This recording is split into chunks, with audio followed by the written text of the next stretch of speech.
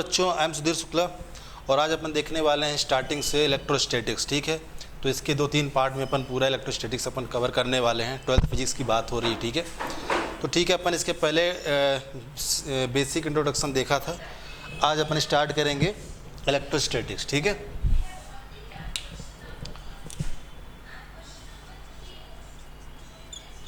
Electrostatics. तो बच्चों, आप लोगों ने पढ़ा होगा कि इलेक्ट्रोस्टैटिक्स क्या होता है ना। नाम तो आपने बहुत बार सुना होगा, है ना। आप 10th में भी थोड़ा बहुत देखा होगा आपने। तो इलेक्ट्रोस्टैटिक को अपन 2 पार्ट में तोड़ सकते हैं। पहला जो पार्ट है वो होगा इलेक्ट्रो और दूसरा पार्ट होगा स्टैटिक। इसका मतलब क्या हुआ बेटा? इलेक्ट्रो मतलब होता है चार्ज। क्या होते हैं? चार्ज। स्टैटिक मतलब होता है रेस्ट, एट रेस्ट। सिंपल सी बात है। 1 वर्ड में अगर अपन पूछते हैं इलेक्ट्रोस्टैटिक का मतलब क्या होता है, तो जो चार्ज होता है, चार्ज का जो बिहेवियर होता है, क्या होता है बेटा? चार्ज का जो बिहेवियर होता है, जब कोई चार्ज रेस्ट कंडीशन पे होता है, उस कंडीशन पे किसी चार्ज का क्या बिहेवियर होता है उसके बारे में जो स्टडी किया जाता है। ठीक है, चार्ज अगर रेस्ट कंडीशन पे होगा तो जो स्टडी की जाएगी उसके बारे में, किसकी? उसके बिहेवियर के बारे में। तो चार्ज का बिहेवियर जब रेस्ट कंडीशन पे क्या होता है ना, किस तरह से चेंज होता है, किस तरह से अपना इफेक्ट डालता है, उसके बारे में जो अपन स्टडी करते हैं उसी को अपन बोलते हैं इलेक्ट्रोस्टैटिक। इलेक्ट्रो मतलब चार्ज, स्टडी मतलब एट रेस्ट। चार्ज जब रेस्ट कंडीशन पे होता है तो उसके बारे में अपन स्टडी करना ही क्या कहलाता है? आपका इलेक्ट्रोस्टैटिक्स। ठीक है, तो ये आपका सबसे बेसिक है। अब अगर बात करते हैं यहाँ पे बेटा, सबसे पहले चार्ज की बात आई है ना। तो अगर चार्ज की बात अपन यहाँ कर रहे हैं तो चार्ज के बारे में अपने को पता करना होगा कि चार्ज एक्चुअल में है क्या।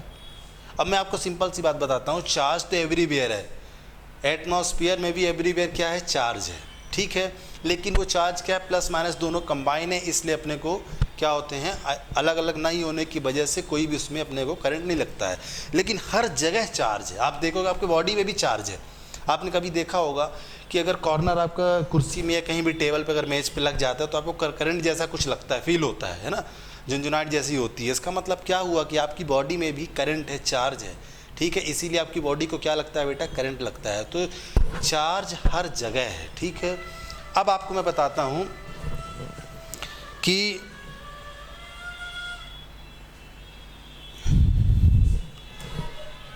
जो चार्ज होता है उसकी प्रॉपर्टीज़ क्या होती है। ठीक है, तो प्रॉपर्टीज़ ऑफ चार्ज, चार्ज की प्रॉपर्टीज़,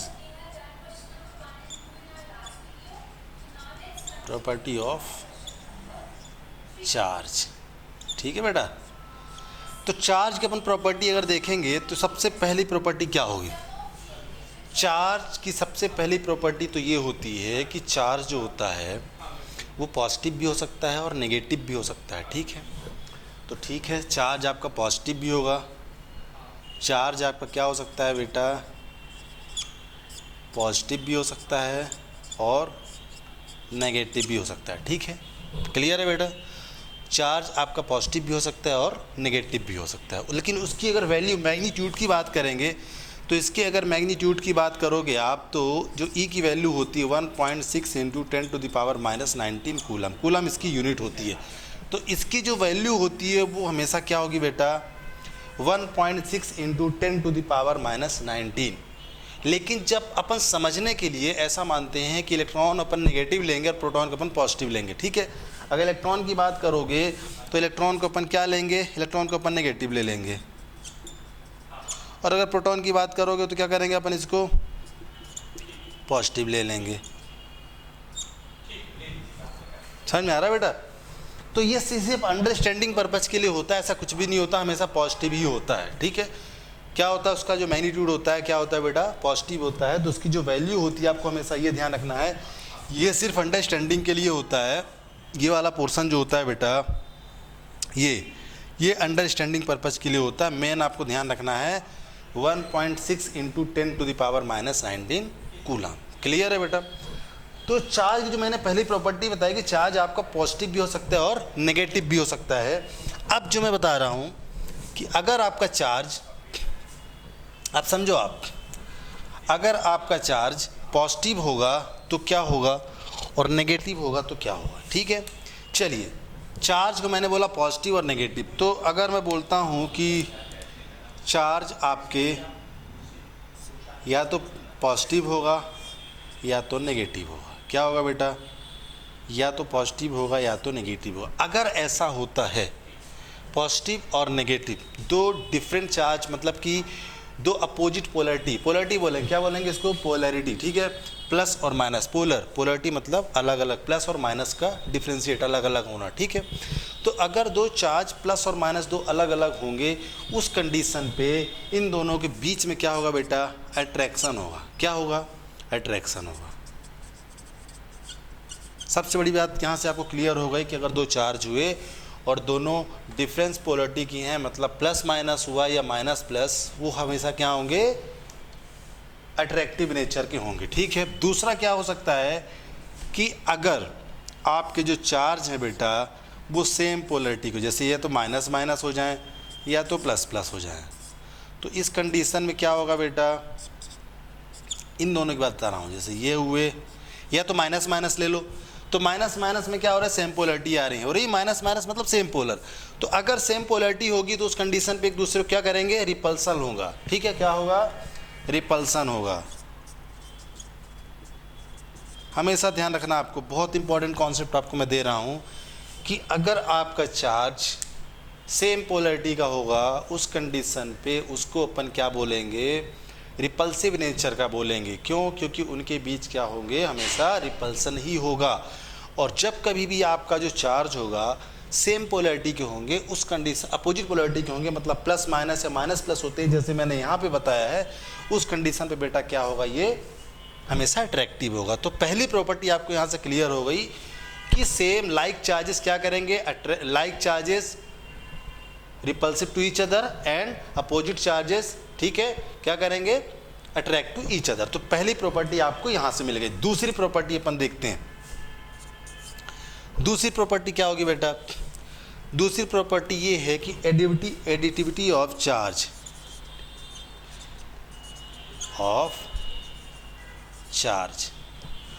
एडिटिविटी ऑफ चार्ज, इसका मतलब क्या होगा कि चार्ज को आप ऐड कर सकते हो। ऐड करने का मतलब क्या है कि अगर किसी सिस्टम के अंदर +5 कूलम +9 कूलम, ठीक है, -10 कूलम और ये 3 कूलम, अगर ऐसा है, मान लो इस सिस्टम में इतने चार्जेस हैं, कौन कौन से हैं, 5 +9 -10 और 3 कूलम, ठीक है। तो इसका मतलब है कि यहाँ पर एक जो अलग से प्रॉपर्टी मैंने आपको बताया, एडिटिविटी ऑफ चार्ज, मतलब ऐड हो जाएंगे, क्या हो जाएंगे, सिस्टम के अंदर जितने भी, सिस्टम मतलब समझ रहे हो आप, कोई भी बॉडी आपकी बात कर रहा हूँ मैं, तो जितने भी चार्ज होंगे बेटा वो क्या हो जाएंगे, ऐड हो जाएंगे। ठीक है, तो यहाँ से आपका क्या हो जाएगा, अगर मैं टोटल चार्ज की बात करूँगा तो 5 +9 -10 +3, तो कितना हो जाएगा, 5 9 14 और यहाँ पे 10 आया और ये 3 7, तो टोटल कितना आया, टोटल चार्ज 7 कूलम। ठीक है, कितना आया, 7 कूलम आया। तो यहाँ पर जो एक प्रॉपर्टी आपकी प्रूफ हो रही है वो हो रही है एडिटिविटी ऑफ चार्ज किसी भी सिस्टम में।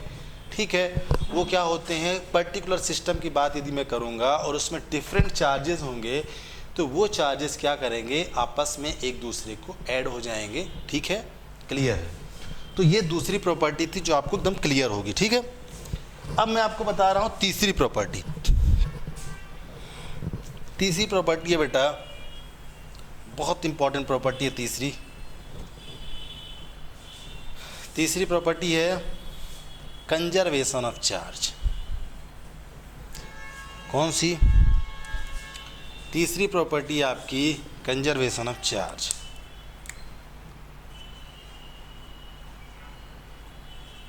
Conservation of charge. अच्छा, आप ये बताओ कंजर्वेशन ऑफ एनर्जी या एनर्जी कंजर्वेशन क्या होता है। आपने पढ़ा होगा 11th में, आपने पढ़ा है, energy can neither be created nor be destroyed but it convert one form to another form. ठीक है, मतलब कि आपकी जो एनर्जी होती है one form to another form जो चेंज होती है, कन्वर्ट होती है, वही आपका एनर्जी कंजर्वेशन है। इसका मतलब क्या हुआ कि आप एनर्जी को आप जनरेट नहीं कर सकते हो और ना तो आप डिस्ट्रॉय कर सकते हो, इसका फॉर्म चेंज कर सकते हो आप। मैकेनिकल है तो इलेक्ट्रिकल में चेंज कर सकते हो, इलेक्ट्रिकल है तो उसको लाइट में चेंज कर सकते हो। तो डिफरेंट टाइप की जो एनर्जी है वो कंजर्व होती है, कभी भी डिस्ट्रॉय नहीं होती। तो एनर्जी कंजर्वेशन का मतलब ही यही होता है कि energy can neither be created nor be destroyed, it convert one form to another form, right. यहाँ पे भी सेम चीज़ें होंगी। आप चार्ज को कभी भी क्रिएट नहीं कर सकते हो और ना तो आप उसको डिस्ट्रॉय कर सकते हो। इसका मतलब क्या हुआ कि चार्ज आपका ना तो क्रिएट होगा और ना तो डिस्ट्रॉय होगा। ये क्या होगा, ये हमेशा कंजर्व होगा, ठीक है। पर्टिकुलर आइसोलेटेड सिस्टम में हमेशा उसकी क्वांटिटी हमेशा कंजर्व ही होगी। इसको समझने के लिए मैं आपको बता देता हूँ कि अगर ये आपका एक सिस्टम है, ठीक है, अगर ये सिस्टम है बेटा और इसमें ये Q1, Q2, Q3, Q4 ऐसे एंड सो ऑन Qn है और इसका चार्ज कितना है बेटा, Q, कैपिटल Q है। तो अगर मैं, और ये आइसोलेटेड की बात कर रहा हूँ मैं, ठीक है, इससे कोई मतलब नहीं क्योंकि ये यहाँ पे जैसे दूसरा है सिस्टम Q2, ये Q1, Q2, तो इसका भी कुछ चार्ज होगा, ठीक है।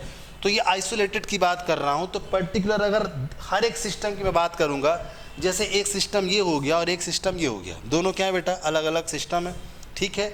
तो मैं क्या बोल रहा हूँ कि इस पर जितना चार्ज होगा वो इसके टोटल के बराबर होगा, Q1 के बराबर होगा। इसी तरह Q2 पर जितना चार्ज होगा वो इसके बराबर होगा, लेकिन इससे कोई इनका इंटरफेयर नहीं होगा क्योंकि आइसोलेटेड बॉडी है, क्लियर है।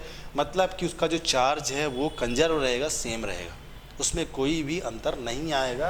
अंतर आने का मतलब है कि अगर मान लो इस Q की वैल्यू 10 है तो इसका टोटल जो वैल्यू आएगी कितनी आएगी बेटा, 10 ही आएगी। ऐसा नहीं हो सकता कि इसकी वैल्यू क्या है, 9 है।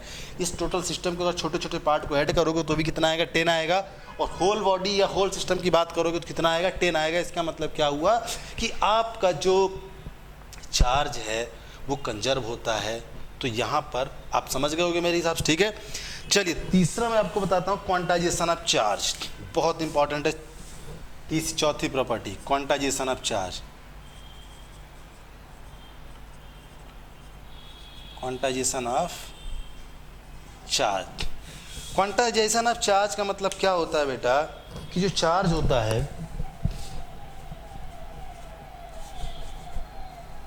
जो चार्ज होगा आपका, ठीक है,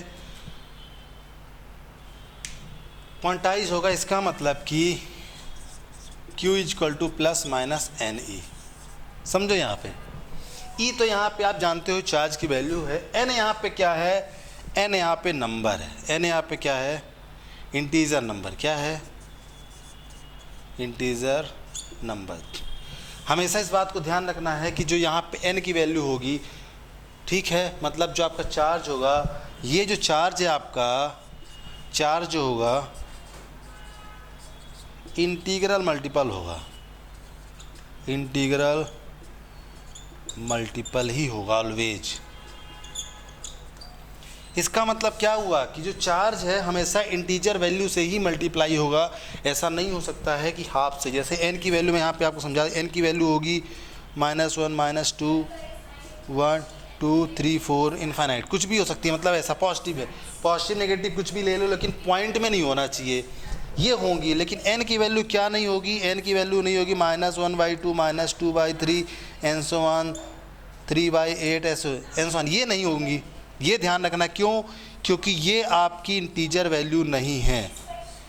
इंटीजर वैल्यू ये नहीं है तो हमेशा क्या होंगी बेटा, इंटीजर वैल्यू ही होंगी और हमेशा क्या होगा, वो पॉजिटिव ही होगा। पॉजिटिव नेगेटिव कुछ भी हो सकता है लेकिन फ्रैक्शन में नहीं होगा। अगर आपका जो n है, नंबर जो उसमें है मल्टीप्लाई करना है, उसमें अगर आपने फ्रैक्शन का मल्टीप्लाई कर दिया तो वो गलत हो गया। कभी ऐसा नहीं होता है कि 1/2 आधा इलेक्ट्रॉन, 2/3 इलेक्ट्रॉन, ऐसा कभी नहीं होता। या तो एक होगा या तो नहीं होगा, ठीक है, 1, 2, 3 ऐसा होगा। समझ में आ रहा, मेरा मतलब है इंटीजर वैल्यू ही हमेशा होगी। तो ये क्या कहलाएगी, आपकी क्वांटाइजेशन ऑफ चार्ज।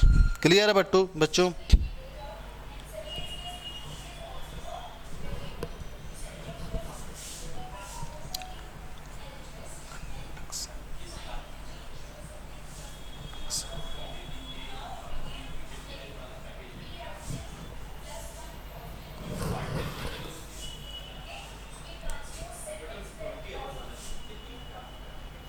अब होगा इंडक्शन ऑफ चार्ज।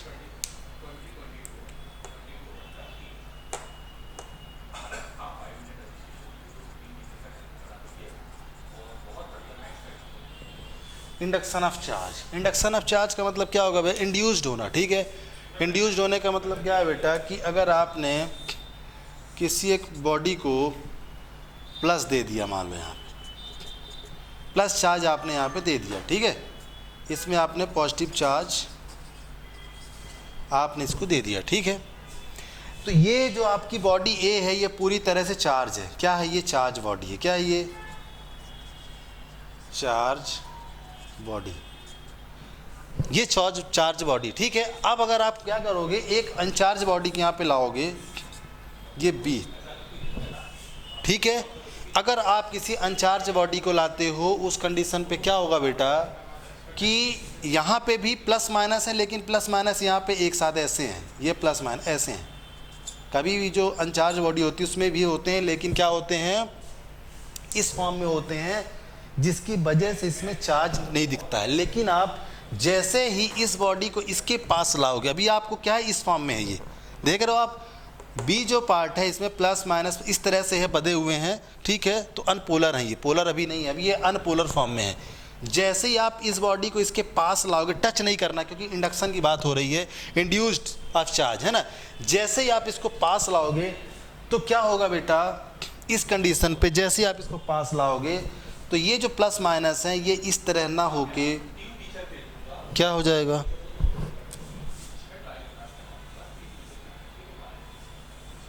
ये हो जाएगा, ये प्लस है ना तो यहाँ पे माइनस हो जाएगा और यहाँ पे प्लस हो जाएगा, ऐसा हो जाएगा। आपने क्या देखा कि आपने एक चार्ज बॉडी से एक अनचार्ज बॉडी को आपने पोलर फॉर्म में कन्वर्ट कर दिया, मतलब चार्ज कर दिया, ठीक है। अब आप क्या कर सकते हो, आप यहाँ से क्या कर दोगे बेटा, इसको अगर आप ग्राउंड कर देते हो, अगर आप इसको ग्राउंड करते हो उस कंडीशन पे क्या होगा कि ये अर्थ होता है। क्या होता है? ये अर्थ। और अर्थ से क्या होगा, अर्थ में प्लस भी होता है और माइनस भी होता है। क्लियर है बच्चों? अर्थ में क्या होगा, हमेशा पॉजिटिव भी होता है और नेगेटिव भी होता है। तो पॉजिटिव तो अपने स्थान पे ही होगा, लेकिन यहाँ से जो इलेक्ट्रॉन है माइनस वाले चलना स्टार्ट करेंगे और यहाँ पे ये माइनस मिलेंगे, इसको मिल जाएगा, इसको मिल जाएगा, और ये सब क्या हो जाएंगे, न्यूट्रल हो जाएंगे। तो इस बॉडी में क्या बचेगा, सिर्फ और सिर्फ पॉजिटिव नेगेटिव चार्ज बचेगा। क्लियर है बच्चों? आपने इसको क्या दिया था, पॉजिटिव चार्ज, लेकिन अपोजिट वाली पोलैरिटी में क्या हो गया, सिर्फ नेगेटिव बचा। क्यों? क्योंकि इसका जो पॉजिटिव चार्ज था वो न्यूट्रल करने से, ग्राउंड करने से वो जो इलेक्ट्रॉन थे वो कहाँ गए, मूव किए, इस बॉडी की तरफ गए, बॉडी बी की तरफ गए और इसको क्या कर दिए, न्यूट्रल कर दिए। तो यहाँ पर क्या बचा, सिर्फ और सिर्फ नेगेटिव वैल्यू बची। तो आपको ये चार्ज बॉडी मिल गई, एक पॉजिटिव और दूसरी नेगेटिव। क्लियर बच्चों? इसी तरह कंडक्शन भी होता है। कंडक्शन का मतलब क्या होता है, कंडक्टर, सिंपल सी बात है, सिंपल बता रहा हूँ मैं। कंडक्टर का मतलब ये होता है कि जिसमें फ्री इलेक्ट्रॉन्स बहुत ज़्यादा होते हैं, जिसमें करंट बहुत ज़्यादा होती है, तो कंडक्टर कहलाता है। इंसुलेटर क्या कहलाता है, जिसमें फ्री ऑफ इलेक्ट्रॉन्स बिल्कुल नहीं होते हैं, तो उसको बोलते हैं इंसुलेटर। इसी वजह से उस पर कंडक्टिविटी शो नहीं होती है।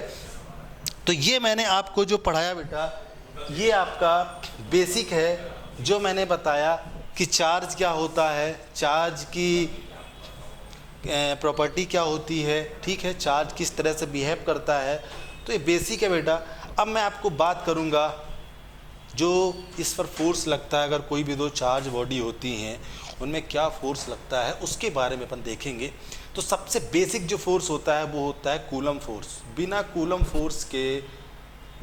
फोर्स के इलेक्ट्रोस्टैटिक्स पॉसिबल ही नहीं है, ठीक है। जिस तरह से आप मैग्नेटिज्म करोगे, मैग्नेटोस्टैटिक्स करोगे, तो वहाँ पर बायो-सेवर्ट लॉ होता है, उसी तरह यहाँ पर सबसे इम्पोर्टेंट जो लॉ होता है वो क्या कहलाता है, कूलम्स लॉ, ठीक है।